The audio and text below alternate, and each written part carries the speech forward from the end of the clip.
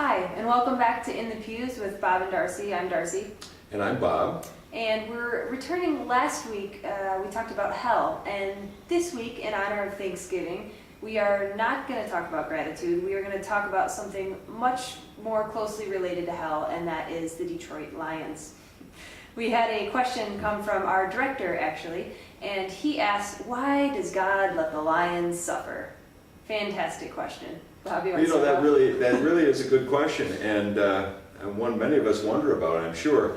But one of the things that I think we could say without batting an eye is, thinking back to Israel and the time of exile that Israel was in, sometimes bad things happen to the people that God loves, i.e. the lions. That's a good point. And the leader of these Israelites, as they're suffering and hungry and lost in the desert, was Moses, who actually had a lot of talent, had a lot of good fortune. Everybody was excited to see him lead, kind of like our quarterback, Matthew Stafford. Except, as Stafford's injured, Moses also has a disability. He stutters all the time.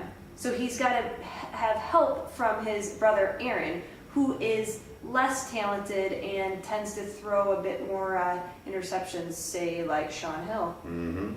Well, also I think about the prophet Isaiah talking to the people who are in exile for a long, long time. And God loved those people, although it was a very, very difficult time. But if you remember, Isaiah brings hope to the people in exile and says, hang in there, just wait, eventually you'll win. Maybe that's also a message for the Lions, huh? Or eventually we might qualify for the Super Bowl. I mean, the people of Detroit really truly have been taught patience and perseverance and hope. And I think if, as church leaders, we're excited to be in Michigan because these are the people of faith. I mean, these are the diehard Lion fans who've hung in there for decades and decades of sad losing streaks, and the only type of awards we seem to win are the only team in NFL history to ever have a 16-game 0-16 season.